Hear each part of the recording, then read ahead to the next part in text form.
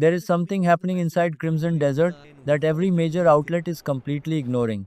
And it changes everything you think you know about this game. We're not talking about the combat, not the open world, not even the graphics.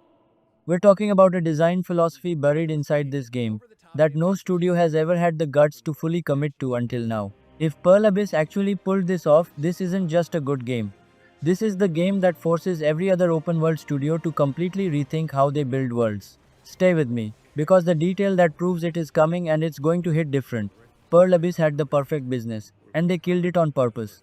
20 million players, a free to play money machine, a sequel already in development, all of it cancelled. Mid development, they ripped the live service spine out of Crimson Desert entirely. No MMO, no battle pass, no microtransactions, no endless grind loop. They replaced all of it with a $69 buy it once, no strings attached experience in a genre live service gaming that has swallowed every major studio whole. This is not a small indie team with nothing to lose. Pearl Abyss has shareholders, investors, a company built entirely on the opposite model. Walking away from that kind of money in 2026 is either the most courageous call in gaming history or the most reckless. What they built instead, that's where it gets uncomfortable for every other studio in the industry. Every open world game lies to you. Crimson Desert built a system to make sure it physically cannot. The continent of Pyval isn't scripted, it's simulated. There's a difference, and most games never attempt it. Rain falls and physically converts the terrain into mud that creates real movement resistance under your feet. Stone towers don't trigger a collapse animation when you hit them. They crumble based on actual structural physics, the same way a real building fails. And the night sky above you is not a skybox texture. It is a fully calculated star map shifting accurately as the planet rotates in real time beneath it. Here's why that matters. Every other open world fakes these things. Pre-baked animations, scripted weather effects, decorative skies. Pearl Abyss replaced every single fake with a real simulation. And that decision ripples through every corner of how this world feels to actually live inside. But none of that, not the mud, not the physics, not the stars, is the thing nobody is talking about. Keep watching. Every preview of this combat is showing you the surface. What's underneath it is something else entirely. The tap and hold system. Almost nobody is covering this, and it is the most important mechanical detail in the entire game. Every attack in Crimson Desert has two completely different results depending on how long you press the button. Take a spear. Tap the combo quick ground smash, clean damage, looks great. Now hold that exact same input just a half second longer. Your character impales the target, lifts them fully into the air, suspends them for a split second, then drives them into the ground with three times the impact. Every weapon, every attack. Two entirely different moves hiding inside every single button. That means the combat depth in this game is double what every preview is suggesting. What looks like a standard action system is actually a layered fighting engine where mastery is built into the physical pressure of your fingertips. No tutorial teaches you this. You discover it. And once you do, the combat completely transforms.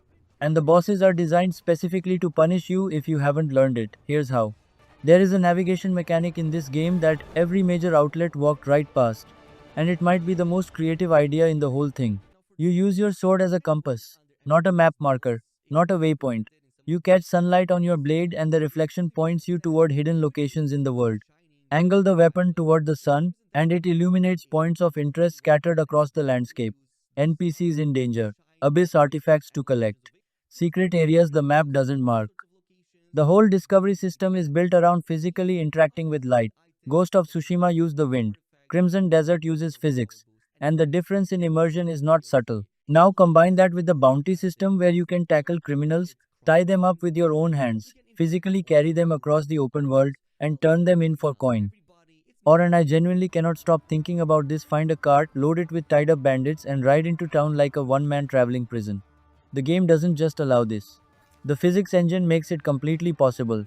And then there's the detail that genuinely surprised me more than anything else in this game. It involves the progression system, and it breaks every rule the genre has followed for 20 years. Crimson Desert has no XP system, no levels, no skill trees unlocked by grinding. You learn new abilities by watching other people perform them, inside the game, in real time. The learning system requires you to physically observe NPCs executing techniques, or find spectral holograms scattered through the world that demonstrate moves you haven't unlocked yet. You watch, you learn, you earn the ability. Your character doesn't get stronger because you killed 500 enemies. They get stronger because you paid attention to the world around you. That is a philosophical statement about what video game progression should feel like. Not a grind, not a checklist. Actual learning embedded inside the exploration loop. It rewards curiosity over repetition. And in an industry obsessed with keeping players grinding for hundreds of hours, that decision is genuinely radical. Now, here's the part that should concern every person planning to buy this game on console. Pearl Abyss has shown this game almost exclusively on hardware most people don't own, and that silence is deliberate. Not a single extended demo on base PS5, not one. Every curated clip, every showcase, every benchmark high-end gaming PC. The Black Space engine runs ray-traced global illumination across every indoor and outdoor space simultaneously. Real-time mud physics, full structural destruction, hundreds of soldiers simulated on screen at once. On a Radeon 7900 XTX native 4K, 60 frames, ultra settings, beautiful. But that GPU costs over $600. Base PS5 has the equivalent of a mid-range GPU from 2020, and we have seen nothing. That specific pattern gorgeous PC footage, console radio silence, a fast approaching launch date, has a name in this industry. Cyberpunk 2077. If you are planning to play this on base PS5 or Xbox Series S, you need to know that the version of this game you have seen in every trailer may not be the version you are buying. But here's the thing, even with that risk on the table, what this game is attempting is unlike anything we have seen in years. And day one I will show you exactly whether it delivered. 3 million wishlists, 7 years of development, one studio betting their entire future on a single idea. That a complete finished honest game sold once, with no strings attached is still enough. No grinding your life away, no $50 skins, no season passes, just a world, fully simulated, deeply built, designed to be played, not monetized. In 2026, that alone is a statement. If Crimson Desert lands on March 19th, it doesn't just succeed, it changes the argument. It proves to every publisher sitting in a boardroom right now that the live service model is not the only path, that players still want real games, and that building one the right way is still worth everything it costs. I will be here day one, full breakdown, every system tested, the honest verdict, no hype, no agenda. Subscribe and hit the bell so you don't miss it. And drop a comment right now, what is the one detail in this game that has you most excited? Because mine might surprise you.